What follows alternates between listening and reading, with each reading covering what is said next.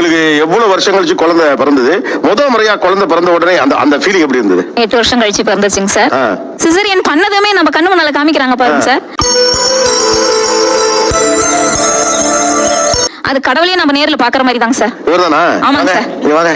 21 வயசு ஆயிடுச்சு. ஓகே, இப்போ இந்த கையை பிடிச்சு பாருங்க, இப்போ எப்படி இருக்குன்னு. சார் அப்பப்ப பிடிச்சு பாப்பேங்க சார்.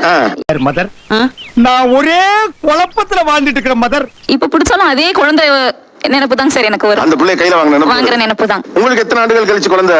10 வருஷம் கழிச்சு எனக்கு ஒரு குழந்தை பிறந்தது சார். என்னங்க எனக்கு ஒண்ணுமே புரியல. அதுதானப்பா எனக்கும் புரியல. I had 2 miscarriages. 3 months 2 monthsல diagnose பண்ண முடியல எதனால மிஸ்கேரேஜ் ஆகுதுன்னு. So I got vexed. நான் வந்து குருவாயூர் போயிருந்தேன். அந்த வாசல்ல பொம்மை விற்பாங்கல்ல. என்ன சொல்றீங்க? அந்த கிருஷ்ணனை பார்த்துட்டே வரேன். கிருஷ்ணா எல்லாருக்கும் ஒரு குழந்தை இருக்கு, எனக்கு ஒன்று கொடுக்க மாட்டியா? பட் I was 38 days அப்ப ஸ்ரீயா கேரிங்ல இருக்கேன். எனக்கு தெரியல.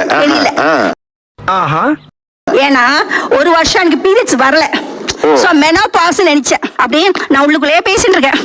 நான் நினைப்பேன் யாராவது பைத்தியம் நினைச்சுப்பாங்களோ. நீங்க நினைக்கிறது நான் நினைக்கிறது இல்ல, கடவுள் நினைக்கணும். அப்புறம் ஒரு கிருஷ்ணன் பார்த்து நான் எடுத்துட்டேன். இப்படி குழந்தை தூக்குற மாதிரியெல்லாம் போறேன்.